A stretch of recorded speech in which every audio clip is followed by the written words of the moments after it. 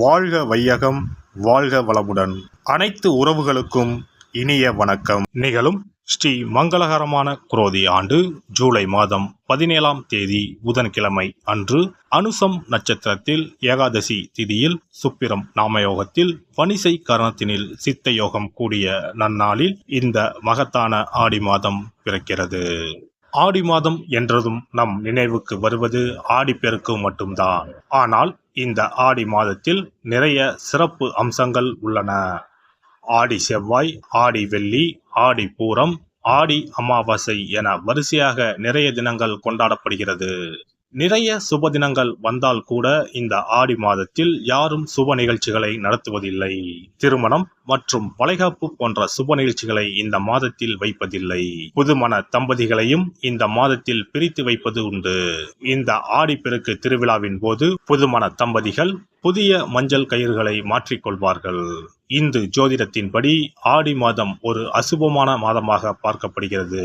எனவே இந்த மாதத்தில் திருமணம், சுப நிகழ்ச்சிகள், புதுமனை புகுவிழா என எந்த சுபகாரியங்களும் நடக்காது.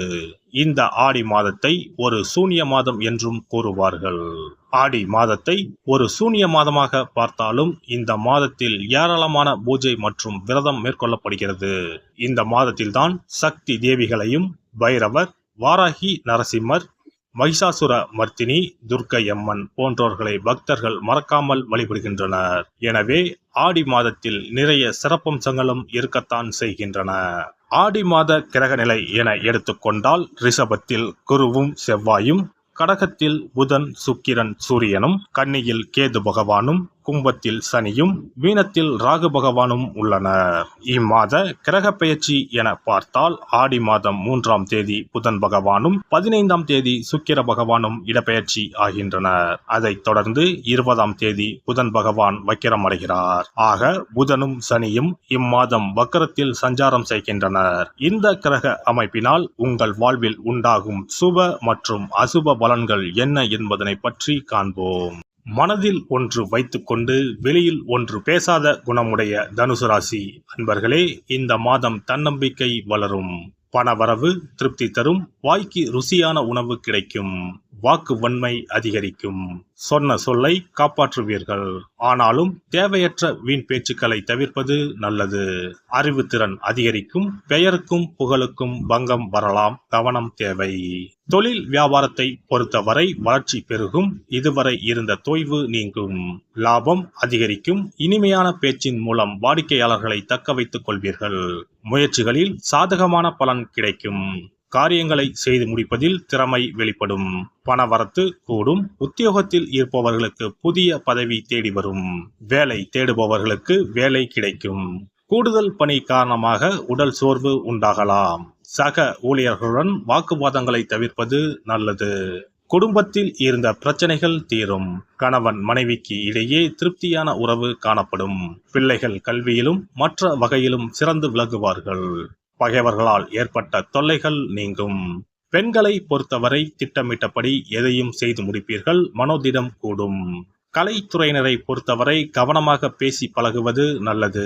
வீண் பழி உண்டாகலாம். வேலைகளில் எதிர்பாராத சிக்கலை சந்திக்க வேண்டி இருக்கலாம். அரசியலில் உள்ளவர்களுக்கு கூடுதல் பணி சுமை ஏற்க வேண்டி இருக்கும். காரியங்கள் தாமதமாக நடந்தாலும் வெற்றிகரமாக நடக்கும்.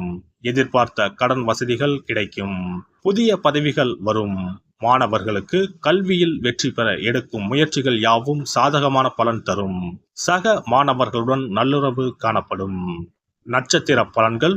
மூலம் நட்சத்திரம். இந்த மாதம் தடைகள் அனைத்தும் நீங்கும். எதிர்ப்புகள் விலகும். நோய் நீங்கி உடல் ஆரோக்கியம் உண்டாகும். பணவரத்து எதிர்பார்த்தது போல் இருக்கும். புதிய நபர்களின் நட்பு கிடைக்கலாம். பாதியில் நின்ற காரியங்களை தொடர்ந்து செய்து முடிப்பீர்கள். திடீர் குழப்பம் ஏற்படலாம். தீ, எந்திரம் ஆகியவற்றை கையாளும் போது கவனம் தேவை.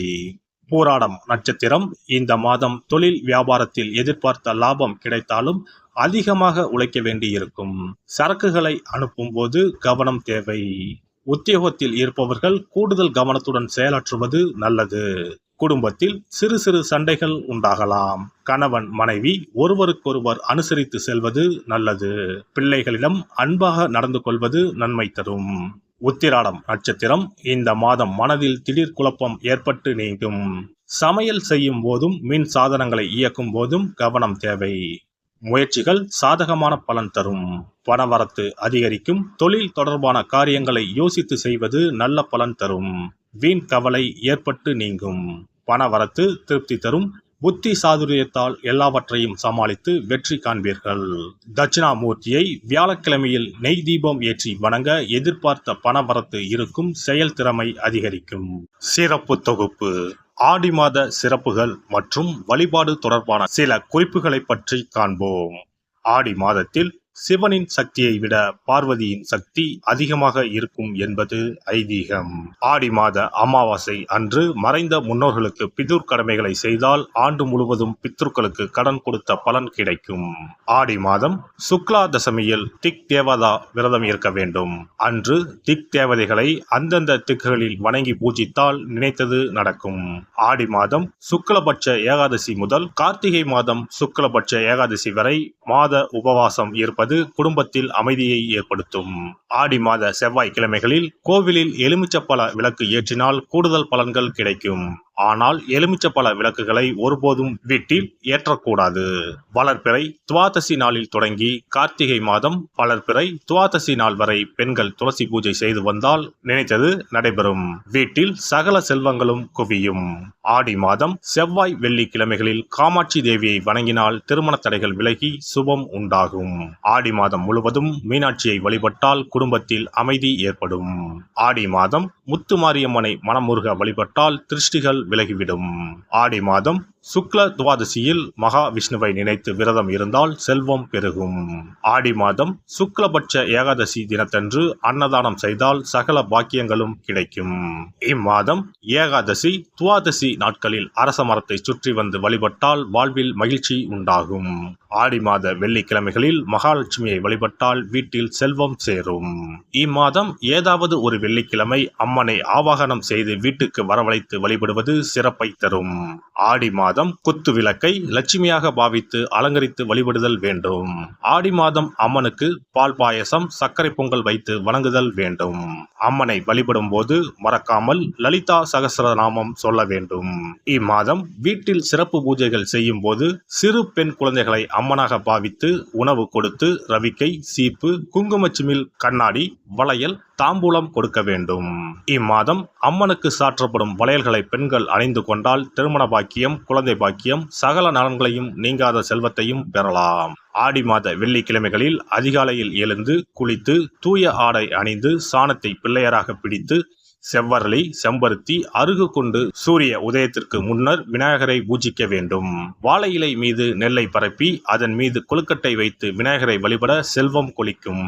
ஆடி பௌர்ணமி அன்று சிவபெருமானுக்கு திரட்டுப்பால் அபிஷேகம் செய்து கருப்பு பட்டாடை 100 முத்துக்கள் கோர்த்த மணிமாலை கரு ஊமத்தம் பூ மாலை அணிவித்து மூங்கில் அரிசி பாயாசம் படைத்து வழிபட்டால் எப்பேற்பட்ட பகையும் விலகும்.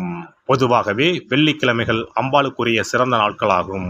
இதனோடு அயனத்துக்குரிய சிறப்பும் சேர்வதால் ஆடி மாதத்தில் வரும் வெள்ளிக்கிழமைகள் அம்பாளுக்கு தனிச்சிறப்பு கொண்டவையாக கருதப்படுகின்றன.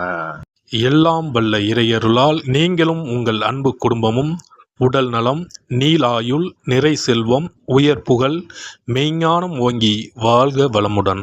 இந்த வீடியோ பதிவு உங்களுக்கு பிடித்திருந்தால் லைக் பண்ணுங்க, கமெண்ட் பண்ணுங்க, ஷேர் பண்ணுங்க, மறக்காம சப்ஸ்கிரைப் பண்ணுங்க, பக்கத்துல இருக்கிற பெல் பட்டனை கிளிக் பண்ணுங்க. நன்றி, வணக்கம். ஓம் நமச்சிவாய. சிவாய நம.